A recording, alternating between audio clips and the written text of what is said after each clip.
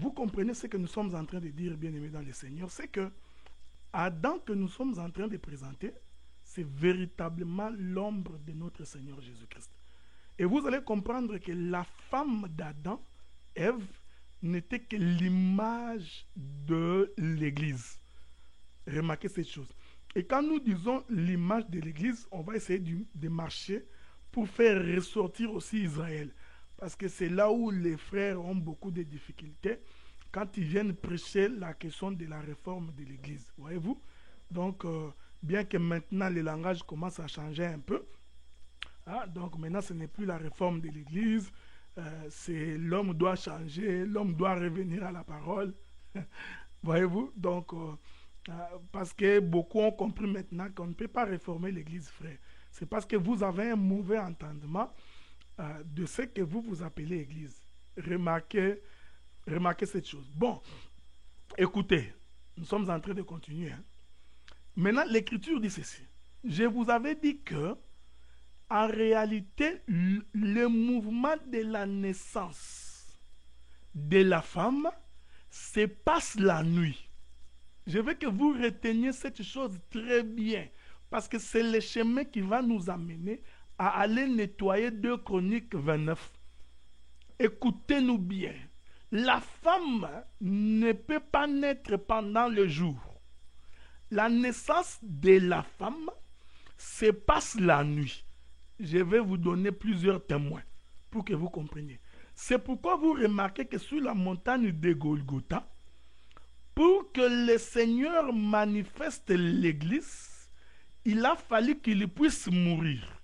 Et nous sommes en train de dire que la mort du Seigneur, en fait, c'est le sommeil. Il dort. Oh, écoutez-nous bien, frère. Quand est-ce que le soleil dort? Le soleil ne peut dormir que quand le soleil lui-même se couche. C'est-à-dire que le coucher du soleil détermine le commencement de la nuit. C'est pourquoi vous allez remarquer, écoutez-nous frères et saisissez-nous bien, que le temps de la femme, c'est le temps de la nuit. Or, nous sommes en train de dire ici que la nuit veut dire que le soleil s'est couché. En d'autres termes, le soleil s'est endormi. Quand le soleil dort, à ce moment-là, nous voyons la manifestation de la femme. Écoutez, c'est pourquoi j'ai dit que dans le jardin, quand le Seigneur a frappé Adam d'un profond sommeil, ça devait être la nuit. Bon, je vais appeler les témoins pour que vous puissiez bien me comprendre. L'Écriture dit qu'un jour, Joseph va recevoir un songe. Il va voir le soleil, la lune et les étoiles se prosternant au-devant de lui. Il va courir vers son père, un autre prophète. Il lui donne sa prophétie, hein, son songe.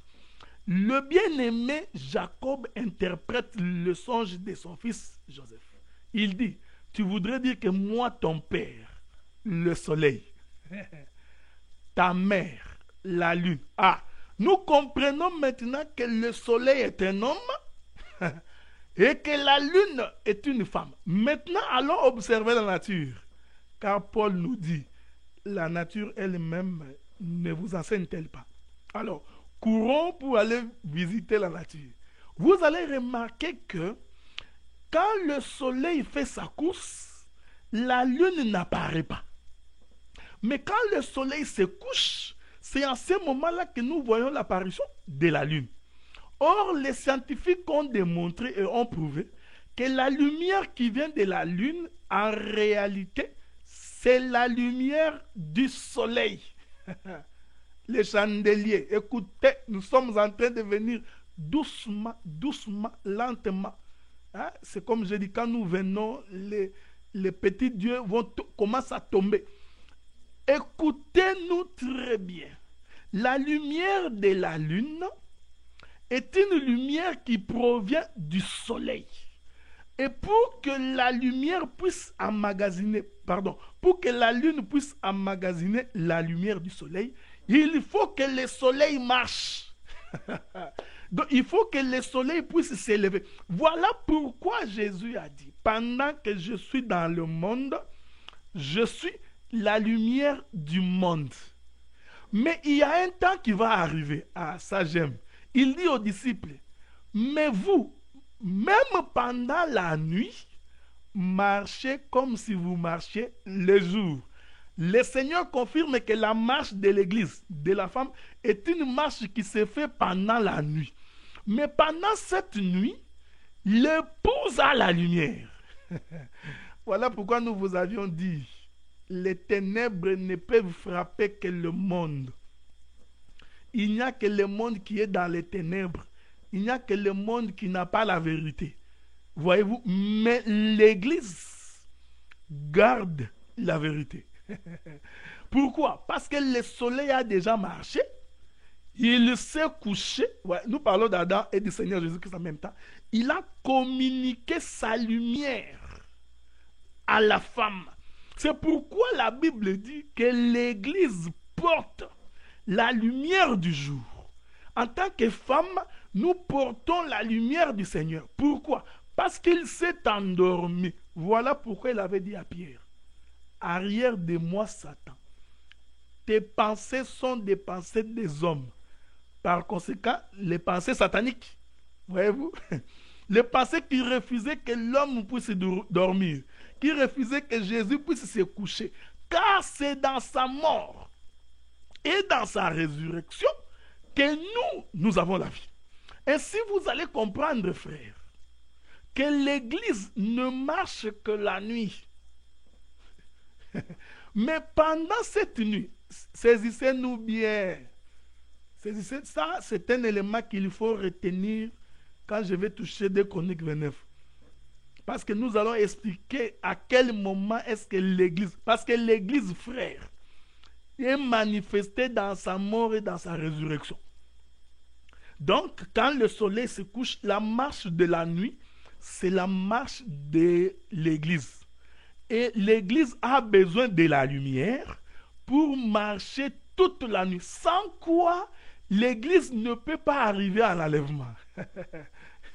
Pour que l'Église arrive à Cana, l'Église doit avoir la lumière qui lui permet de marcher toute la nuit. C'est pourquoi nous vous avons dit, enlevez dans votre esprit de considérer la nuit des hommes que nous sommes en train d'expliquer. Vous comprenez que quand nous parlons de la nuit, nous parlons des temps de ténèbres, de mauvaises vies, le temps où Christ est mort. Voyez, il a quitté cette tente, ce corps. Depuis là, le monde est dans les ténèbres. C'est le temps de la nuit. La nuit est avancée, voyez-vous. Mais il y a un peuple qui est délivré pendant cette nuit qui fait cette marche. C'est pourquoi, remarquez cette chose, vous allez comprendre que Israël, pour traverser la mer Rouge, parce que la traversée de la mer Rouge, c'est aussi une marche de l'Église. Écoutez, je vais essayer de vous aider. Hein? Je vais vous aider. Et pour que Israël sorte de l'Égypte, il a fallu que Israël, en tant que femme, soit accouchée. Écoutez-moi bien. Ça, j'espère que le Seigneur vous aidera à comprendre ça. Écoute, nous disons que Israël sortant de l'Égypte, c'est aussi une femme qu'on est en train d'accoucher. Vous allez comprendre que les plaies que le Seigneur frappait l'Égypte, en réalité, c'était les douleurs de l'enfantement. Écoutez-nous maintenant bien. Mais vous allez comprendre que pour traverser la mer Rouge, parce que nous disons que la mer Rouge, c'est là où se trouve le cordon ombilical qu'il faut couper. Ça permet de séparer les fils avec l'Égypte. Écoutez, vous allez remarquer que pour traverser la mer Rouge, Israël l'a traversé la nuit. Parce que c'est seulement la nuit qu'on a besoin de la lumière. La lumière n'a pas besoin d'être allumée le jour. La lumière n'a besoin d'être allumée que la nuit.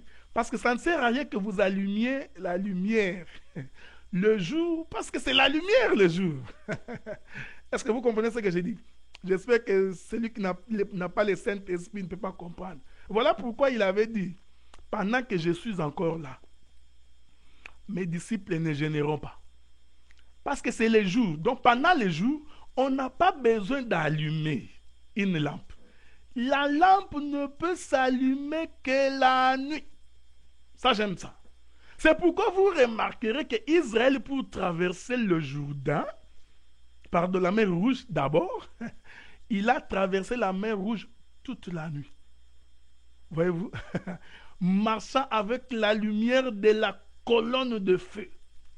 Et la nuit, cette colonne de feu éclairait ce peuple, qui est l'ombre de l'Église, pour traverser le monde, traverser l'Égypte. C'est pourquoi nous disons, pour que nous traversions l'Égypte, écoutez frère, il nous faut obligatoirement avoir la lumière.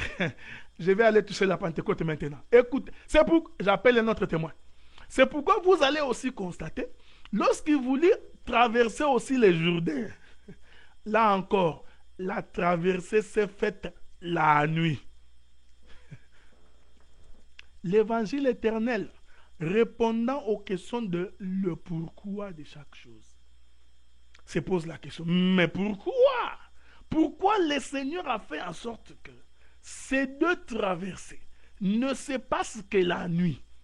Oh, vous allez comprendre que cette traversée, c'est la marche. C'est pourquoi nous disons, frères, pendant que le monde est en train de vivre dans les ténèbres, plongé complètement dans les ténèbres, ils doivent savoir qu'il y a un peuple qui porte la lumière qui est en train de traverser.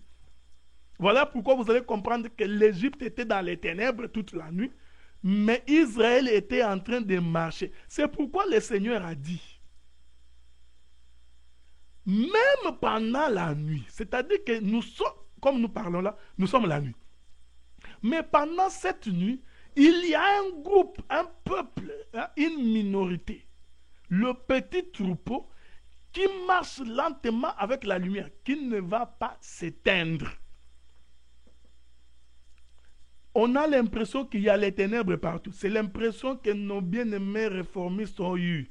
Ce n'était qu'une impression. Il y a beaucoup de désordre. Des pasteurs sont des margoulins, des voleurs. Ils font ceci. Hein? Les musiciens du monde, dans des assemblées. Tout ça, c'est le monde. Ce n'est pas l'Église. Vous avez très mal placé votre regard.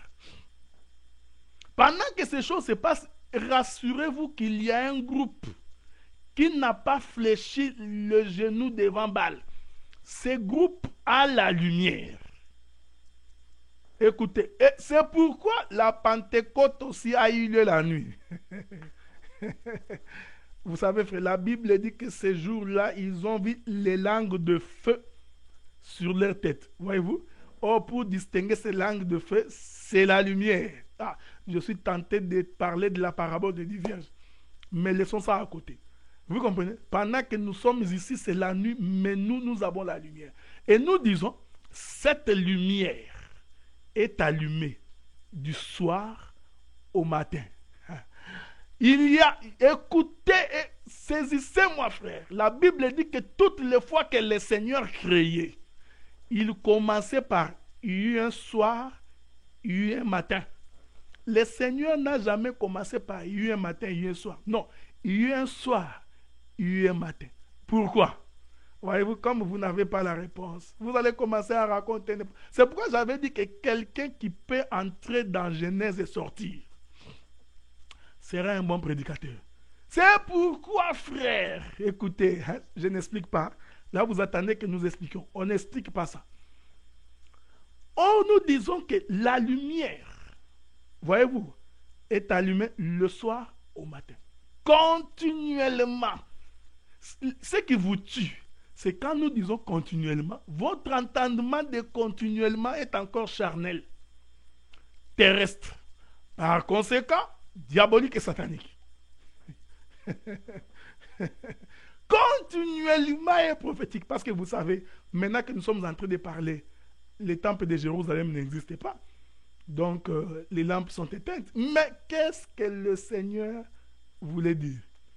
Voici la chose qui vous complique. Voilà pourquoi, dans ma prochaine vidéo, je vais maintenant, tout doucement, prendre 2 Chroniques, chapitre 29, nettoyer ça à la lumière des Écritures et apporter la véritable compréhension, parce que les frères confondent Israël et l'Église. Que le Seigneur vous bénisse.